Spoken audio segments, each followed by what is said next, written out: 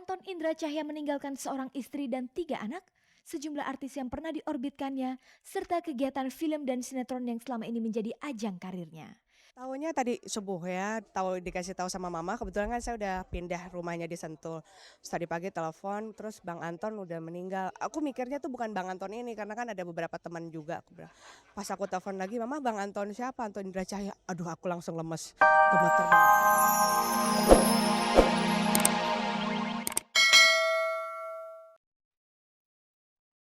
Pemirsa, usia tidak membatasi seseorang untuk mendapatkan kegiatan baru dan menggairahkan. Itulah yang dilakukan Rima Melati dan Eni Sukamto. Kehidupan selebriti, popularitas, dan kemapanan ekonomi yang didapatkan selama ini ternyata masih terasa kurang saat usia semakin tua. Mereka pun akhirnya melakukan kegiatan baru dengan menorehkan ekspresi di atas kanvas. Untuk lebih menguasai teknik artistik, mereka pun belajar kepada Joko Pekik di Bantul, Yogyakarta. Itu sebabnya pemirsa saat berkunjung ke Yogyakarta dalam rangka merayakan Hari Ulang Tahun Wanita Indonesia Tanpa Tembakau 26 Januari lalu, Rima Melati dan Eni Sukamto menyempatkan diri mengunjungi Galeri Joko Pekik. Namanya juga, apa namanya, pemula ya sebenarnya mungkin saya bukan pelukis ya, tapi kan kita sebenarnya, masih berdasarkan kemauan yang luar biasa sebenarnya. Tapi apa itu nanti berbakat atau tidak itu kan baru kelihatan nantinya ya. Banyak selebriti tertarik dengan dunia lukis. Konon hal ini tidak terlepas dari tren gaya hidup yang sedang berlangsung. Ya memang karya seni itu tidak akan meleset dari gaya hidup seseorang atau sanubari seseorang, dan karya seni itu tidak melebihi besarnya dengan penciptanya. Apa pendapat Joko Pekik terhadap lukisan-lukisan yang dihasilkan Rima Melati dan Eni Sukamto? Ya pelukis baru itu kalau Mbak ini terlambat ya, Ibu ini ya, terlambat. Tapi itu sebenarnya, tidak, istilah terlambat tuh jangan dipikirkan. Sebab apa, melukis itu kan me bahasa bahasa, setiap hari bahasa ngomong, nah ini kebetulan memakai bahasa cat, artinya melukis. Nah, jadi unek-unek itu betul-betul harus tersalur ke karya melukis itu. Apa harapan yang ingin dicapai Rima dan Eni Sukamto sebagai pelukis? Saya sebenarnya pengen sekali lukisan-lukisan saya itu bisa berbicara. Biarpun saya cuma melukis gentong, tapi saya bisa menceritakan kenapa saya melukis itu. Dan saya memang punya kan gentong-gentong saya itu dengan kehidupan sehari-hari. Makanya judulnya ada yang gentong satu yang di blow up, judulnya Lajang. Nanti ada gentong yang dua gentong, ada melati-melatinya, saya bilangnya pengak manten. Terus nanti ada gentong yang retak gitu, ada gentong-gentong retak, saya bilangnya bergolak karena memang banyak lagi pergolakan-pergolakan, dan semuanya saya imajinasikan dengan kegentong itu. Sebetulnya saya kepingin sekali melukis menurut keinginan saya, padahal saya punya keinginan itu belum, apa yang saya lukiskan itu kok enggak jadi seperti apa yang saya mau gitu, tapi itu ya memang harus kita, ada prosesnya ya. Sampai sekarang kan saya masih, menggambar yang enteng-enteng aja. Pemirsa, Rima Melati dan Eni Sukamto datang ke Yogyakarta bersama rombongan selebriti wanita lainnya yang tergabung dalam kelompok wanita Indonesia tanpa tembakau. Mereka juga mengunjungi rumah batik desainer Alit Bambang serta galeri batik Ardianto. Selain mengunjungi kedua rumah batik tersebut, rombongan WITT juga shopping ke Ritz, butik tas anyaman yang sangat terkenal di Yogyakarta. Mereka pun menyempatkan diri mengadakan sarasehan sehari di Gedung Media Rakyat Merdeka dengan topik hidup sehat tanpa tembakau.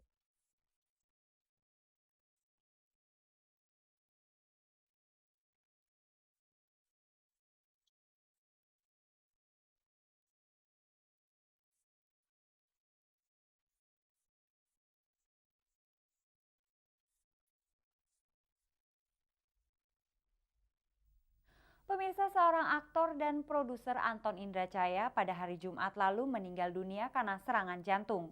Kepada Cek dan Dicek, Anton Indra Caya pernah bercerita tentang penyakit yang dideritanya dan tentang kesiapannya menghadapi kematian.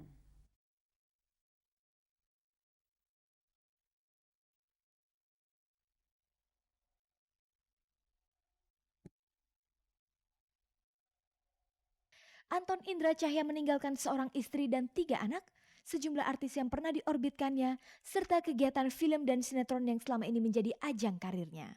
Taunya tadi subuh ya, dikasih tahu sama mama, kebetulan kan saya udah pindah rumahnya di Sentul. Terus tadi pagi telepon, terus Bang Anton udah meninggal. Aku mikirnya tuh bukan Bang Anton ini, karena kan ada beberapa teman juga. Pas aku telepon lagi, "Mama, Bang Anton siapa?" Anton Indra Cahya. Aduh, aku langsung lemes, gemeter banget.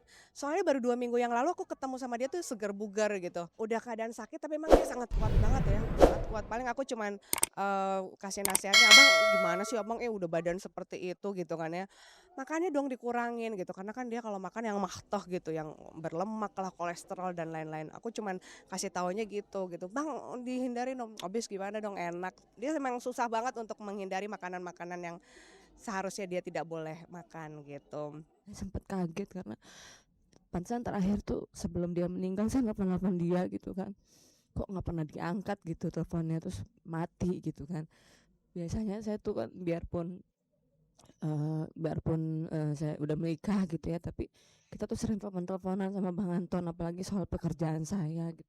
Semasa hidupnya, Anton aktif dalam berbagai kegiatan artis. Ia juga dikenal sebagai pengorbit artis bertangan dingin. Di antara artis yang lahir melalui tangannya adalah Elma Tiana, Rina Gunawan, Lula Kamal, Desi Ratnasari, dan masih banyak lagi. Dulu kerja sama Bang Anton di Dapur Bintang cukup lama sekali ya, hampir 2 tahunan, jadi 52 episode waktu itu.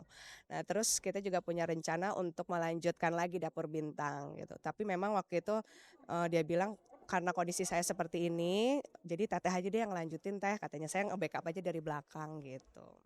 Jadi memang dia sangat dekat sekali ya dengan artis-artis, sangat dekat gitu. Jadi dia kasih tahu gimana gitu, terus kalau ada kerjaan, dia cerita, terus dia kasih kerjaan juga ke kita gitu loh. Dulu tuh bisa dibilang Bang Anton tuh manajer saya gitu kan.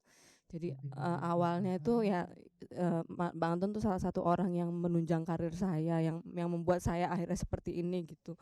Dulu yang mengorbitkan saya juga Bang Anton gitu. Pas begitu dengar, waduh saya juga nggak mau apa namanya nggak mau ngebiarin gitu aja gitu. Saya tuh udah ada firasat dari kemarin gitu. Nelfon-nelfon kok mati terus gitu. Soalnya saya tuh mau ada kerjaan yang mau harus saya tanyain sama dia gitu.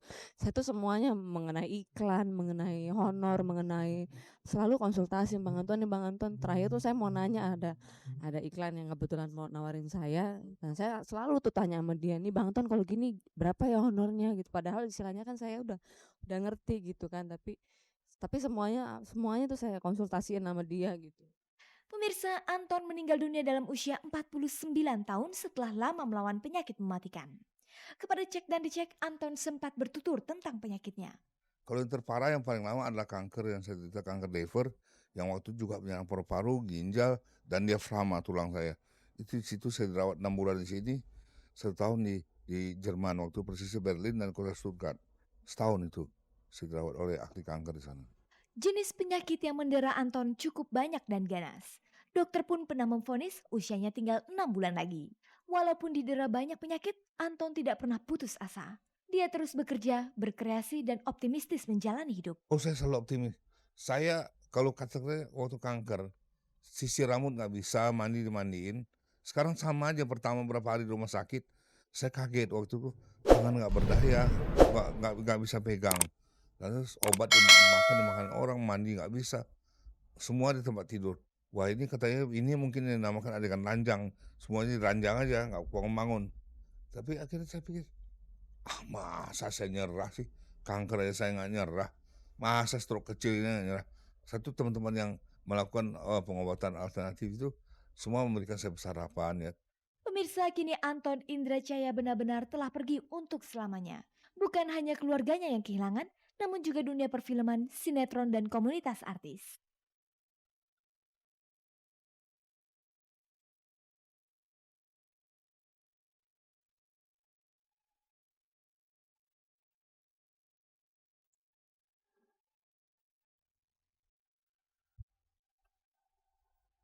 Pemirsa, sutradara Ennison Sinaro membuat film berjudul Sebuah Pertanyaan untuk Cinta. Yang membuat sensasi adalah dia menampilkan artis Kire setengah telanjang dalam salah satu adegannya.